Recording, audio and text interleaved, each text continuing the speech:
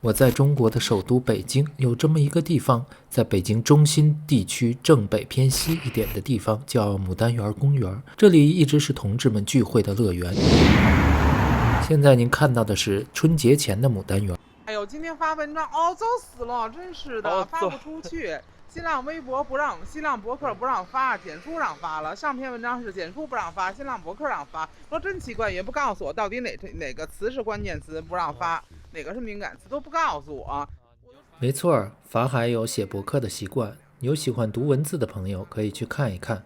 但总有那么一些抒情的文字和敏感毫不沾边，但他也发不出去，实在令他很郁闷。北京空城了，哟！现在这牡丹园这儿全部都修地铁了，19号线一期工程。是啊，这都已经关闭了。今天来这里是为了会一位来自法国的朋友。表叔要来了，这下表叔有来了，是回国来了。请安了。以一个学术和艺术的角度来探讨一下牡丹园。原来有那个法国生活杂志和法国国际广播电台的人曾经在这儿采访过，对。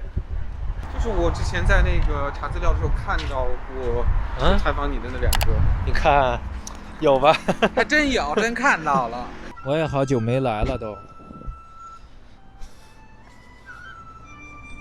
我们对这个同志公园的田野调查正式开始。首先映入眼帘的是旁边的小月河，有很多的人跳过河在这里边，对，包括以前的斑马，还有那个紫衣，还有那个 Come On， 还有等等的一些直男也曾经在这个河里边轻生，但是有一些人是没有去世的，只不过就是说跳下去了而已，因为这河比较浅，他们只不过就是社会压力比较大，就是寻死觅活。是寻死觅活，你别跳下去就行了。刚进入牡丹园就碰到了熟人，小四川、小魏都不期而至。哎呦，你看这牡丹园人都到齐了，你看看。哎呦，我天哪！赶紧来，快请安来！我上去找你去呢。快点请安了！我去找你，要不然我怎么没说去找你呢？快点！闻着你的味儿了，我就过来了。妹妹，快来，快来，妹妹！闻着你的味儿，我就过来了。闻着味儿就来了。什么味儿？这是骚味儿。这是丽丽，我是 Lucy，I'm Lucy，she's Lily。真是姐妹情深啊！小魏和小四川也是好久不见。小魏重新回到检测车工作岗位，而小四川在河北的家也不允许再居住了。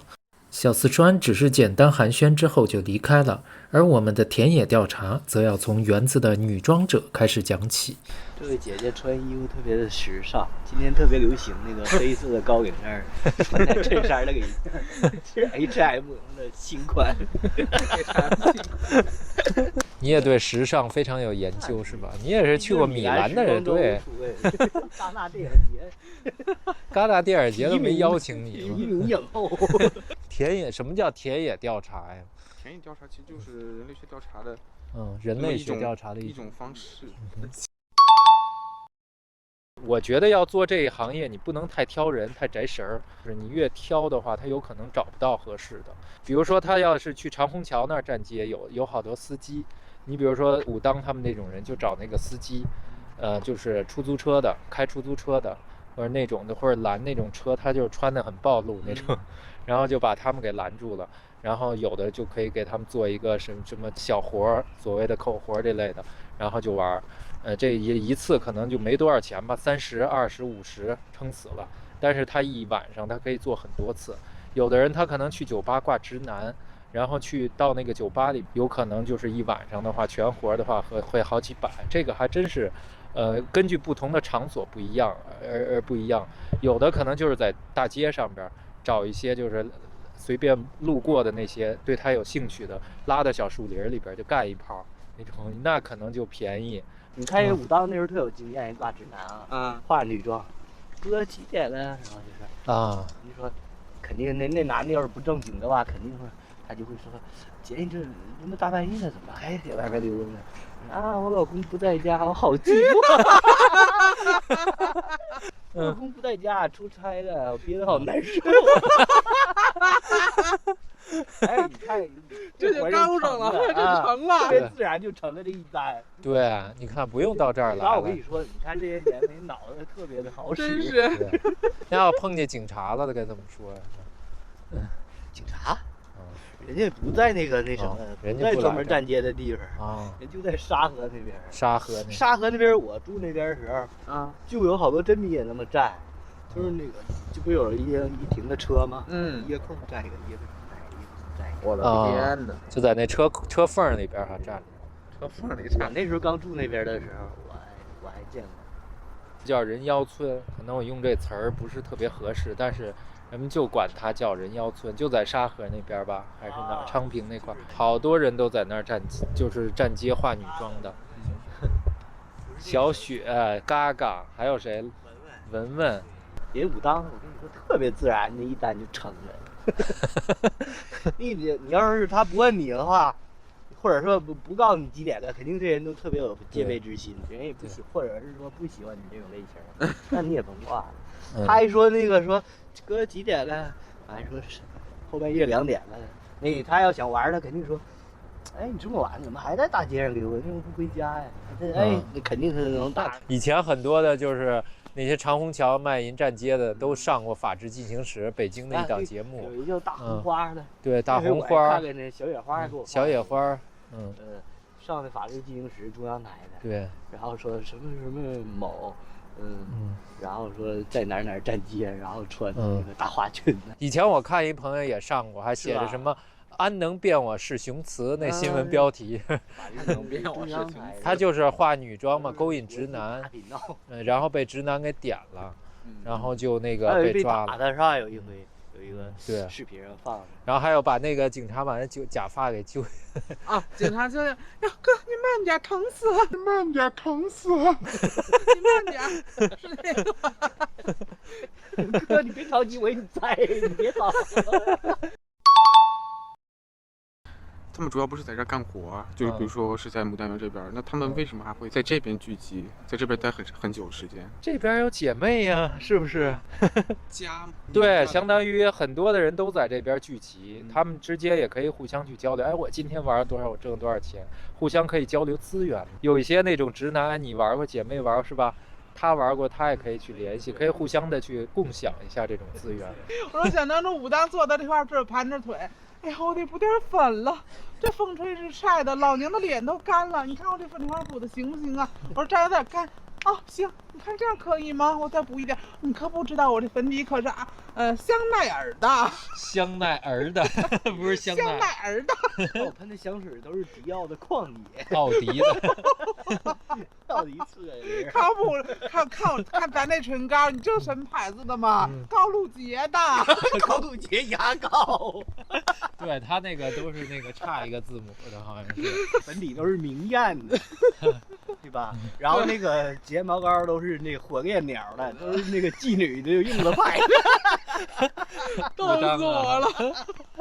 我说这都什么牌子呀？妓女特别喜欢用的火烈鸟那个牌子。你怎么那么清楚？逗死我了！都是二周去共享买去。你说就说那什么，那法海跟我提到龙翔吧。我说您干嘛去，老佛爷？哎，我得去买双丝袜。你看我这丝袜都我这丝袜每次都大窟窿小眼的啊，大窟窿小眼的。到那块之后一脱鞋，我的妈呀，顶风都能臭巴里。Oh no！ 没法就不能脱鞋。我跟你说，就在这个户外。这个雨方块的都一吹点风都能闻到。对呀，跟这儿把鞋一脱，他妈的那个西边龙翔都闻见了。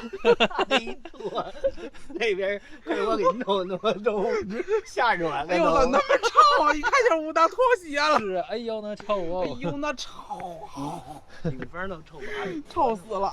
你怎么又被打回原形做检测了？是这个山坡哈，原来这个树木比现在要茂盛2到3倍，是因为后来就是警察还是什么园林部门给砍掉了，你知道吧？在夏天的时候，这一溜全部都是人，就在这个半坡，这叫半坡文化。在这块可以就是观摩也好，是休息也好，还有就聊天也好，还是玩也好，是吧？对，没错。这简直就是一片乐土天堂一样，为什么这块人变少了？因为来这儿的人基本上都是那个相对来说收入比较低的人群，现在收入低的人群能够在4环甚至3环内能够生存的人，已经逐渐越来越少了。以前他们可以住在这附近的地下室啊、农民房，现在基本上这些地下室，第一个首先不能住，农民房基本上也都清走了，把这些人，他们现在等于是越来越远离市中心，到更远的地方，5环外啊、6环外，甚至是河北那边的地方，甚至有的到河北燕郊那个地方，像小四川那样的住1-2个月以后，突然又发生什么事情，又把他们全部都给轰出来了，就等于是他现在就是居无定所。那这种地方，像3环、3.5环这种地方那么高大上的地方，显然他租一个正规的2居室，那要花多少钱，是吧？至少得7-8千一个月，那他们能花得起这个钱吗？是吧？所以他们就被迫的迁得越来越远，像现在有一些人就去了马驹桥6环边上，或者是就到燕郊那边更远的地方。